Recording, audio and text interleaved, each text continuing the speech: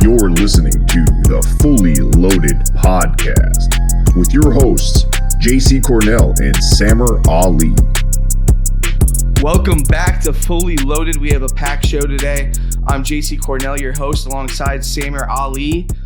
We have a big announcement today. Someone won a PS5 and they beat myself and Max. So we'll announce that at the end of the show. But, we're going to kick this off and talk about this Texans game, which, I know you had your show already, but if they lose this game, it's going to be an absolute disaster with the injuries that Houston has and whatnot.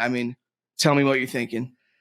Yeah, if we lose this game and it's 4 games in a row against a team that is decimated on the offensive line, a team that, although they have some positives and some good stuff going on, a young team in a game that the Bucs should win. If we lose this game with all of that, Bucs Twitter is going to implode. The toxicity in the fan base is going to triple. As hard as that is to even imagine, this is going to feel like the Mike Smith, Dirk Cutter year where everything just fell completely apart. We all kind of knew what the end result was. Can't let that happen. Like I said on last night's show on the Loose Cannons, we've officially arrived at must-win island. They've landed. The ships are there on the shore. We got to leave with a win. And I was noticing this when you talk about like the Mike Smith days, Dirk Cutter days. Bucs Twitter right now is really reminding me of like the dark days right now. Lots of chippiness, lots of arguments between personalities out there in the Bucs media space. But that's interesting. I want to talk about, so CJ Stroud, obviously we know the rookie quarterback on the Texans. He's had a pretty solid year. But I will say this. I know this goes back to last year, but I do not think we have faced a rookie this year. And I know we have not. But Bowles has won his last 6 games against rookie quarterbacks.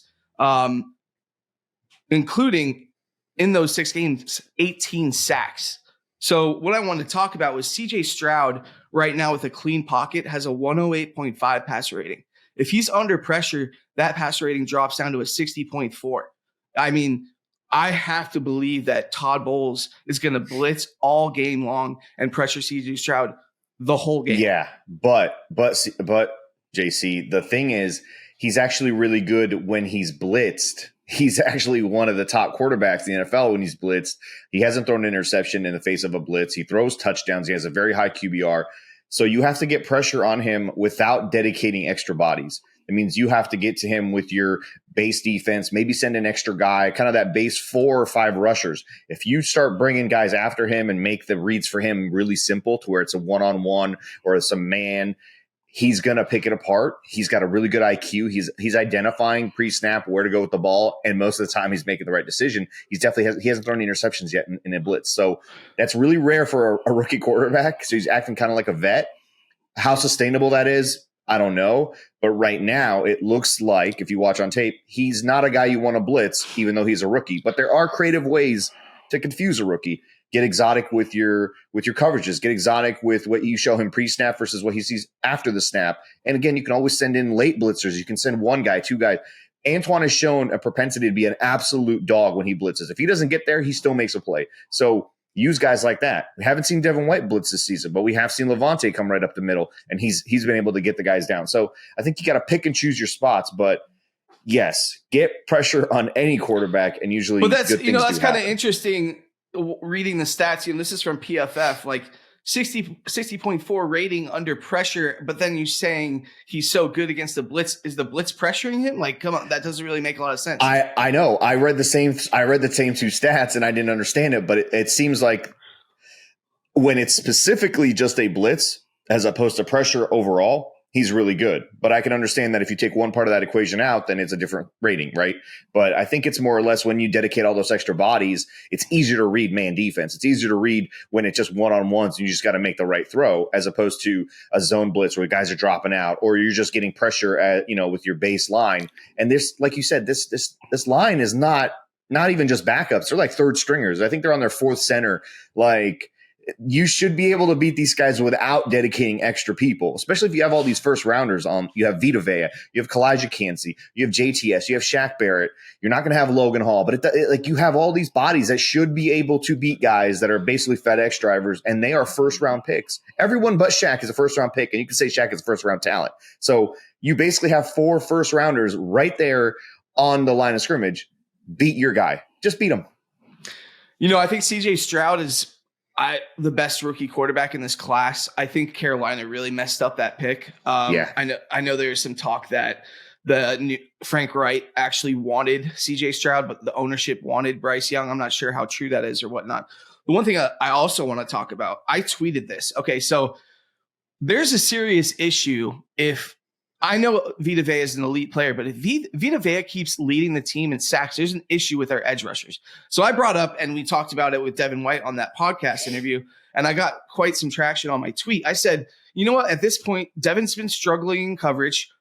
Put him at edge and let him rush the passer. He seems confident that he can do it. You put Dennis alongside David to see if we have a future there for next year. If Devin White leaves this team, but I don't think it would hurt at all to try Devin White as an edge rusher and see what he can do if he could get after the passer, because our edges just simply are not getting to the quarterback and getting sacks.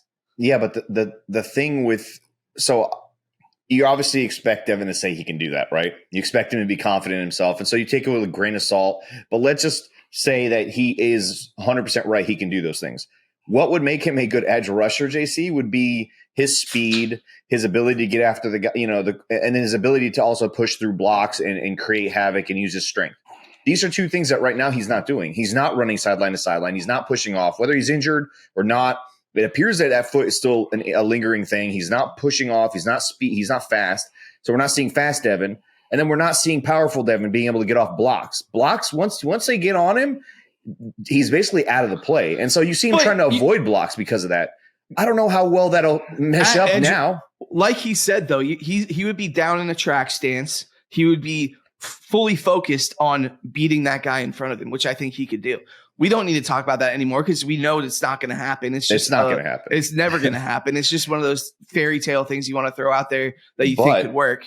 But I would like to see the Bucs, I don't want to say demote him, but maybe have him take a few plays off. Right now, he's played almost every single defensive snap for the Bucs while he's injured, so that's admirable. But I think you got to figure out a way to get Dennis on the field to see what you have in Dennis. Because if it doesn't play out well for Devin throughout the rest of the season and then the offseason, you got to know what you got there.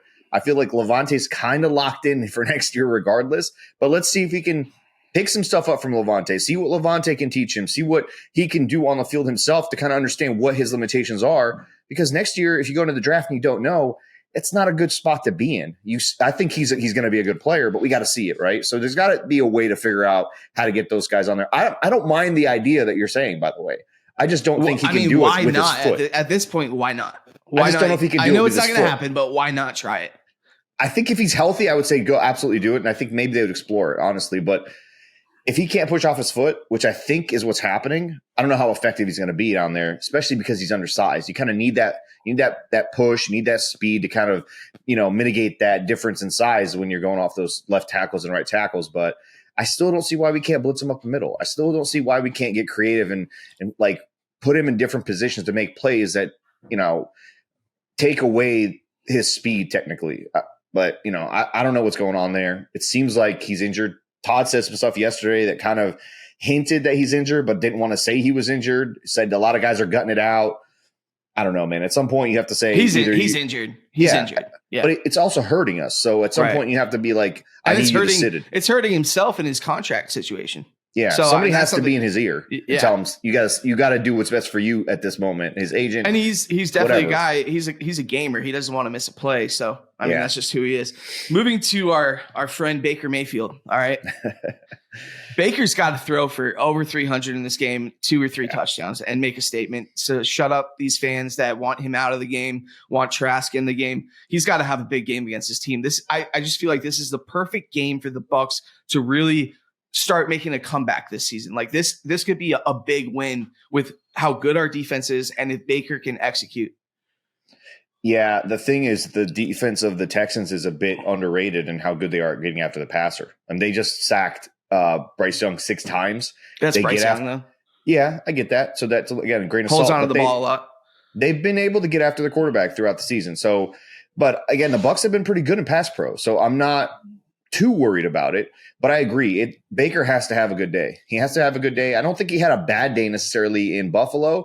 It just, when he didn't have a great play, it seemed to be more magnified because of the pressure that seems to be building on that side of the ball for those guys to move the ball, get the ball in the end zone. But I think Canales has to have a good day and Baker has to have a good day. When I say Canales, I need him to make some things simpler for his quarterback. Get him some comfortable reads. Have him get out of his own head because he seems really indecisive right now, real uncomfortable. Whatever the reason is, your job as his coordinator and as his coach is to figure that out. Get him some answers pre-snap that make it easy for him. So he's putting his foot in the ground. He's getting rid of the ball. Under 3 seconds is what they kept saying all offseason. Help him do that. And if you see developments in how he's reading, what the defense is doing, call some screen passes. Like, again, get some simple throws under Baker's belt to get the ball moving. And like I said last night, I'd love to see him start in tempo, JC. What do you think about them starting the game up tempo just to kind of build a rhythm, force the defense to play vanilla, and maybe tire those guys out, but build some confidence? They just need to see the ball get into the end zone here. I was talking to someone on Twitter, just messaging, and I think, it might be time to let Baker let loose and just start ripping it. I mean, it almost reminds me of Jameis Winston when he went to the Saints and they kind of like neutered him. He's trying not to make the mistake and whatnot. These guys are gunslingers. They need to be who they are. Like, Baker has an amazing arm, and we know that, but he's been indecisive, hasn't let it loose really. I think it's time to let him just chuck it. But no, go for it. Yeah. I was going to say they did that to Jameis here too, by the way. I think his second or third year, they tried to neuter him. And then eventually they realized that when you do that, you're cutting off a guy like him at the legs. And so while there is risk involved with that, I think a guy like Baker, he just has this arm. He's got a lot of confidence in his arm. And if he's unable to be that guy, you kind of take away what makes him Baker, which is that moxie, that gunslinger, that, I'm just going to go out there and be a rock star at all costs. You kind of have to let him be that sometimes. Last year, my example has always been Geno Smith because Canales was there. They have a very similar situation. He knew that this was his chance to be a starting quarterback, and he didn't know if it was going to be another shot after that or not. So he said, you know what? I'm going to go out swinging, and he just let it rip. He was making throws that he shouldn't be making. He was putting them in tight windows he shouldn't be throwing into, and it worked out, and it led to a contract that led to a great year for him and a great story. So they're kind of preventing Baker from doing that. And I don't know if they're preventing him like by sitting him down and say, hey, don't you dare. But I think the constant discussion of let's not turn the ball over. We have to be perfect because we have to play complementary football. All these things have kind of created this pressure. And you could see that it's on him because there's throws he can make that if he sees it's too tight, all of a sudden he's not making those throws. But I've seen him make those throws. Cleveland, I've seen him make him last year in LA. And we've seen him make him the first 4 weeks of this season. Now all of a sudden he's not. So I think there's something going on there. That's why I keep saying give him some easy throws and just get out of his way, honestly. And if it implodes, oh well. At least, you give it a chance. I'm sure you saw this. Dave Canales coming out with his own tush push play. Hopefully it's Vita Vea taking the snap. But do you really – is this just a – I hope he's sad. Joking. Is this sad right now?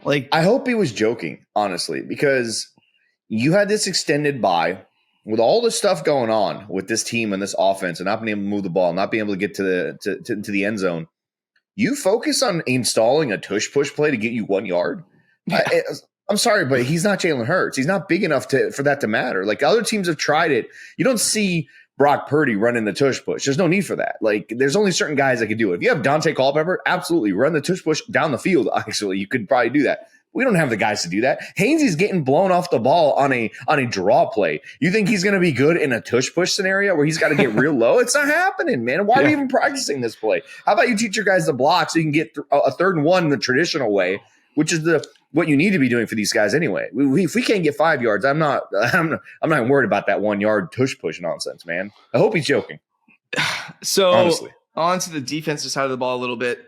I don't know if you saw D. Delaney's tweets. It sure sounds like he's taking over as the starter at safety, which is huge because he's already proven when he filled in, he played great. And yet, had a couple interceptions or 1 interception. But, Ryan Neal has been terrible for us. So I really hope this is like a spark that we need on defense because this defense, the secondary really needs to get some interceptions here pretty soon. Like, it's embarrassing when Will Golston has more interceptions than most of our secondary. Than our 2 starting corners combined. Yeah. And that's just one, by the way, one pick. I think that's the one thing that they can do better is obviously that and getting off on third down.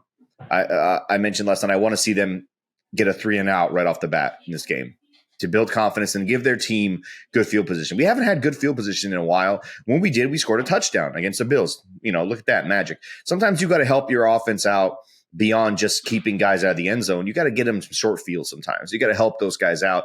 And the Bucs haven't done enough of that, especially when it comes to catching the ball as a defense.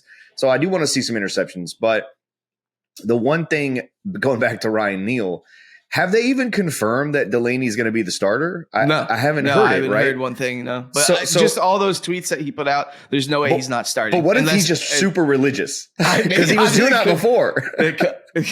Dude, it could be the fact that he's just super religious, but it just really seems like God blessed him with the starting position. I'm hoping, dude. And he won't respond to anybody in the comments who's saying that, right? We're just on I'm like, I went through his timeline. I'm like, looking at all of them like, this seems like he's going to be starting. But it also seems like he's kind of been religious anyway. So maybe this is just like, maybe his wife is pregnant and he can't tell us yet. Who knows? So I'm hoping that's the case. I do think that would be a great move. It would be contradictory to what Todd Bowles said when he defended him in the post game, right? So that's why I'm like, oh man, I don't know if he'll do that. I don't see him defending a guy, then all of a sudden benching him. But maybe he's going to play him more. Maybe they're going to split reps and they're going to take it from there. And maybe he's going to be on a short leash and hey, if he makes a bad play, yanking him, and then Delaney's going to get a shot. But I think I'm with you. I think he does get the start, but we're going to find out. We'll see. I hope so. The Texans have 2 pretty major injuries on offense. They're missing Damon Pierce and Robert Woods, which, I mean, those are some big names to be missing on offense. That's once again why I say like this defensive plan for the Bucs. Like, there's no reason. Like we said before, if they lose this game, like next week is going to be an NFL draft podcast for this show because we're going to get into some deep dark stuff because this is a must win.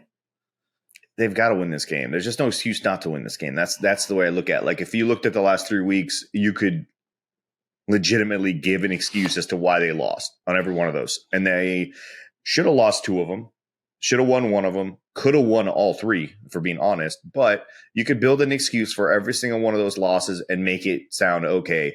I understand.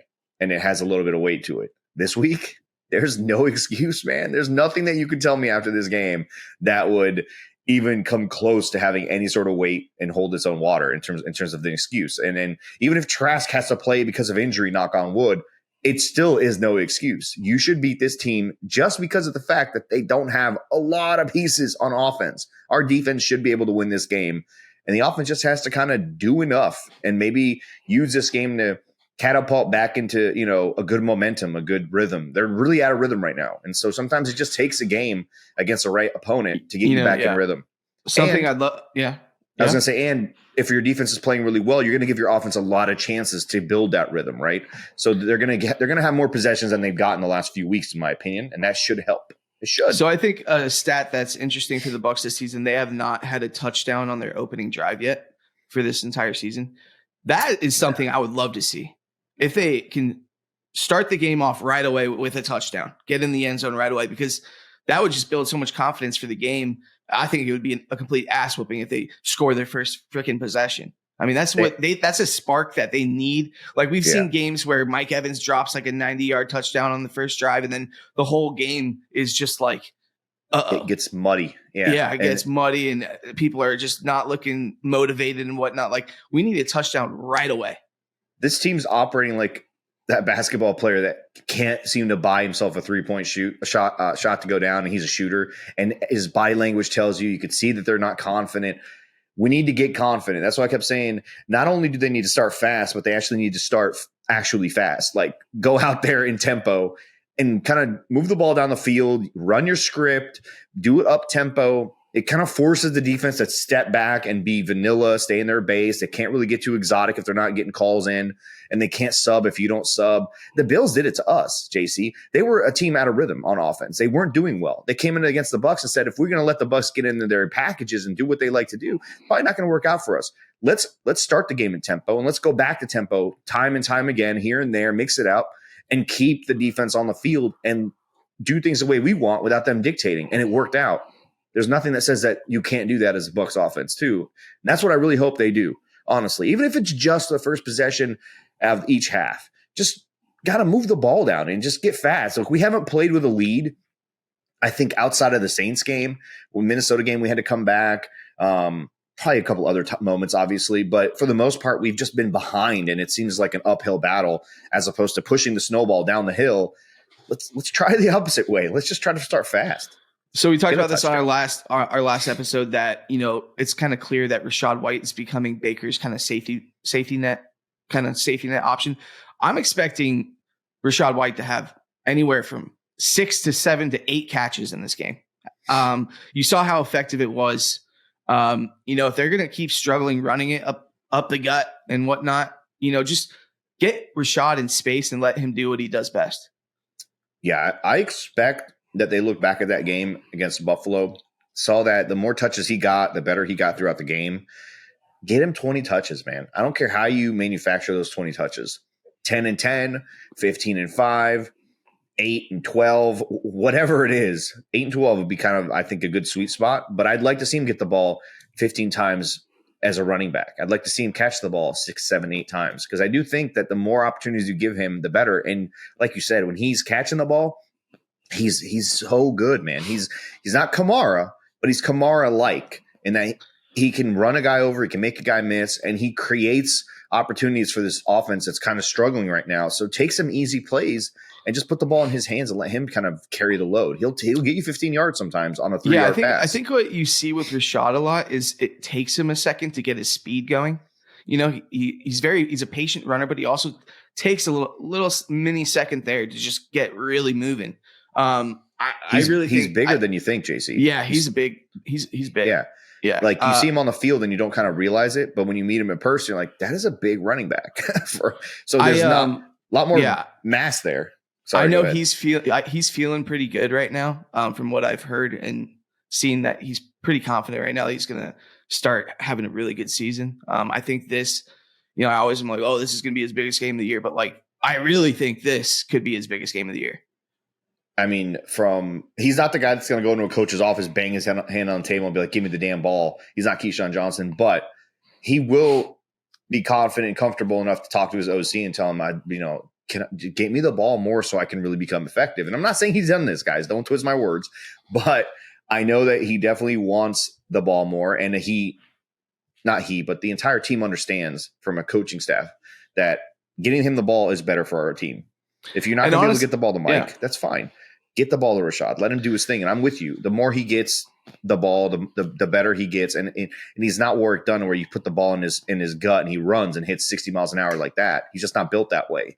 But once he gets going, he's tough to bring down and he's fast. So I think, a big statement that the Bucs front office made was they didn't make a move for a running back at the deadline. So that shows they're confident in Rachaad, which they should be. It's not Rashaad's fault that the interior offensive line just gets collapsed all the time. But, they clearly showed Rachaad, like, you're our guy. Whatever they think about Sneak Vaughn, I don't know about that. But Rachaad – and what happened to Sean Tucker, bro? All the hype. Like, I was so jacked up about Sean Tucker for this season. And all the hype in training camp. This guy looks legit, blah, blah, blah. What were they calling him? Mini Nick Chubb or whatever. Yeah. And then the guy he's disappeared. Well, I mean, so maybe he's not as healthy as people think. I think maybe that's a little bit of it. But pass protection is a big part of being able to play as a rookie running back, especially if you're not like a first-round talent kind of guy, to where, like, Rachaad is really good at blitz pickup. He's very good at pass pro. Chase is pretty good at that stuff too. I don't know about Sneak Vaughn. I don't like him even touching the ball, honestly. My biggest thing with this team as it relates to the running game, besides the offensive line, is the way we divvy up the touches doesn't make any rhyme or reason for me. It doesn't add up. Like, you should have one guy who maybe gets in there on third downs when you need him to be more dynamic than your starting guy. But everything else should basically they're like splitting the series up. Like, it doesn't make sense. Yeah. And he's not tapping his helmet asking him to come out. Definitely not. They're just pulling him out. It's like they have these preset packages and plays that only work with this guy. It's weird. Listen, I don't need to see Chase Edmonds touch the ball 6-7 times a game. I'm sorry. I just don't. I don't need to see Sneak Vaughn ever touch the ball. Give those carries, give the majority of the carries to Rashad. And then if you want to mix in Chase, it makes sense. But Keyshawn Vaughn, no, don't do it. Just stop. I don't want to see that ever. I gotta ask you your opinion on this. Did you see Leonard Fournette? Yeah, dude, his leg. He's in the best shape of his life. His hamstring looks like a bicep. And he's that type of player that is so motivated by money that he gets lazy when he has when he's comfortable, and then suddenly he's out of a job, out of the NFL, and gets in the best shape of his life. Like, leaned out, legs are insane. Like, where was that? Like, he kind of he got a little comfy in Tampa. Yeah, when you know you're going to get paid no matter what, and you've already won the championship, you get a little comfortable, you get a little complacent. With that being said, I'm not sure how many carries he's actually going to get up there. It'd be really curious. It'd be really, because all these people talking about, we were so great with Leonard, blah, blah, blah, blah, blah.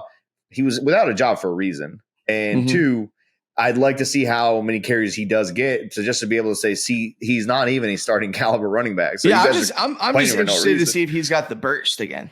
Like, does he get his burst back? If he does, he's a dangerous running back. He's good out of the backfield no matter what. And if he's good out of the backfield catching the ball and he's lighter on his feet, he's going to make guys miss. He'll be able to run guys over. He looked lethargic last year. And if he stopped doing those ladder drill Lenny steps when he touches the ball, could be a factor. I don't know how much. Bucs fans are so hard on Fournette, but you have to remember how many statement touchdowns he had, like touchdown runs, like the 50-yarder to end ice the game, 50-yard touchdound.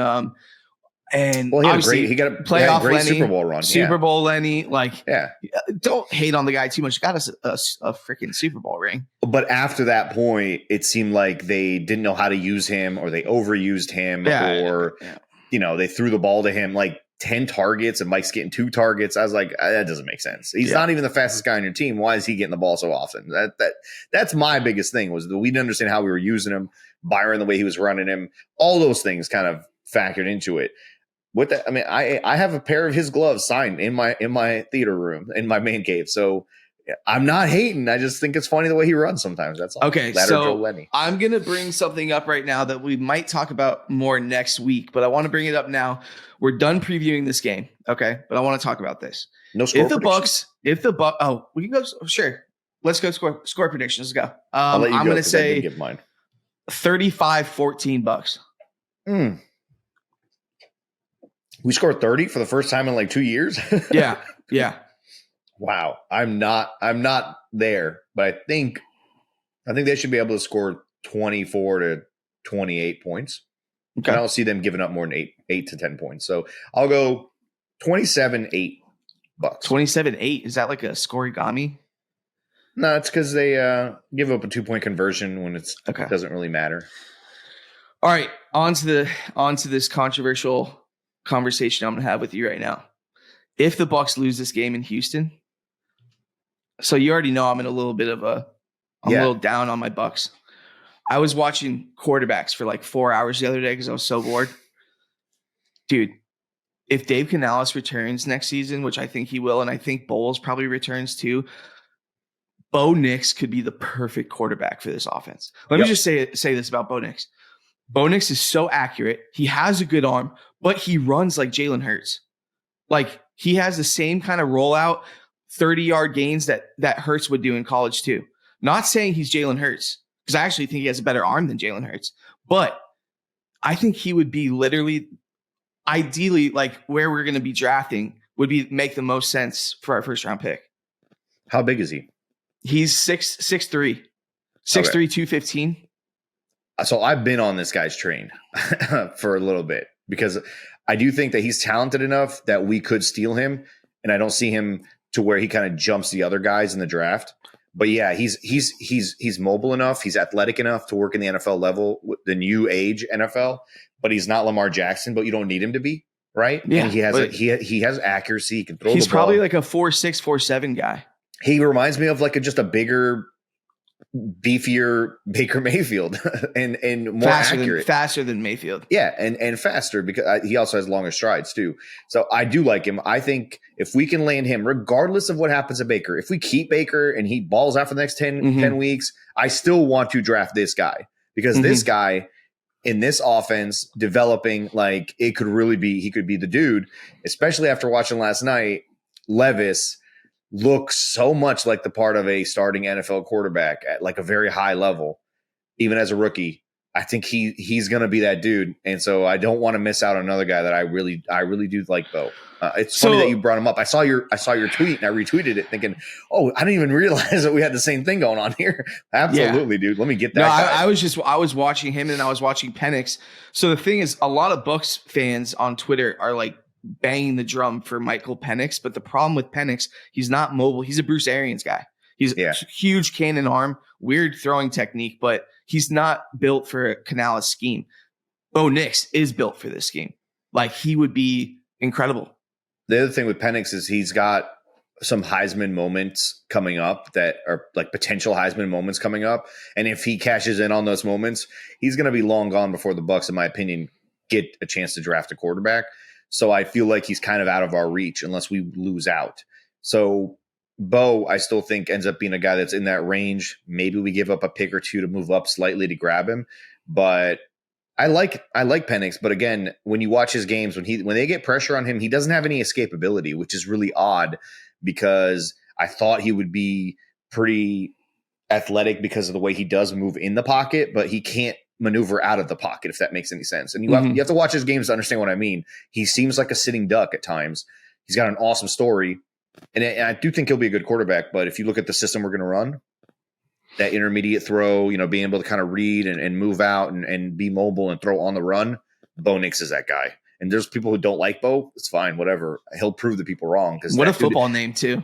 He's a dog, man. That's the thing. Like I like guys that are dogs. Like Will Levis, everyone was kind of down on him because he didn't win that much and he didn't have great numbers, but he had like no help on that team. And he still went out there and dogged it out and put, did his best to carry a team. I like those guys. Those guys usually pan out.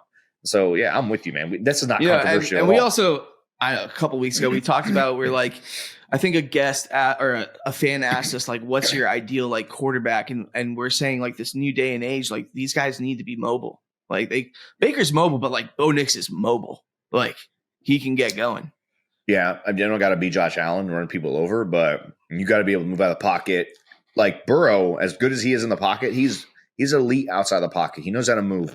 They can run a lot of cool boots with him and different plays of that nature and stuff that you see from Patrick Mahomes. You don't got to be, running down and getting you 200, 300 rushing yards a year, but you got to be able to move around. You got to be able to move the pocket, move the defense, and create different throwing trajectories and things like that. You got to have that now. This is part of the NFL, and Bo definitely has that. So yeah, I just wanted to bring that up because Bucs fans should put in the back of their mind that could potentially be our first round pick in this draft. Listen, I've already started a jersey uniform swap on him. All right. So he's got to be the guy. Yeah. He's got to be the guy. I got to have him no matter what happens. Yeah. So moving on to our pick six competition, we have a winner. Me and Max both lost by one game to Sniffy Tobias, who wins a PS5. Wow, his record was 24-9-2, which is pretty impressive. So congrats, Sniffy Tobias. I will be asking you for your address to send the PS5 to. And we might as well just say we're going to have another competition, and this one's going to spread to both of our shows to try to reach as many fans as possible.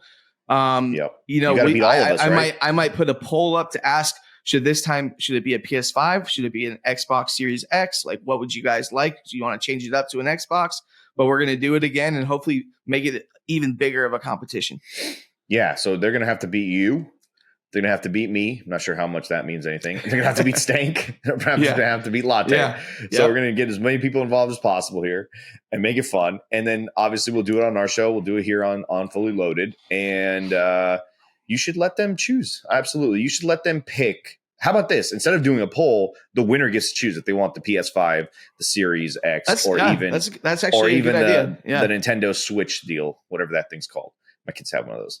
Okay. That thing. Yeah. Just let the winner choose. Or you could do the poll. It doesn't matter, I guess. But I think letting them choose would be cooler. But that's cool. I'm good with that. Yeah. Hell yeah. All right, guys. Well, on to Houston. Got to get that W. Please follow us on Fully Loaded Bucs on Twitter. Follow our podcast, Fully Loaded, on Apple, iTunes, and Spotify. Please leave some reviews, subscribe. All the support is very appreciated. Samer, any last thoughts? Nah, just go get this W and be a bully. Bully the Houston Texans. Just bully them. Right. Yeah, go Bucs. Go Bucs.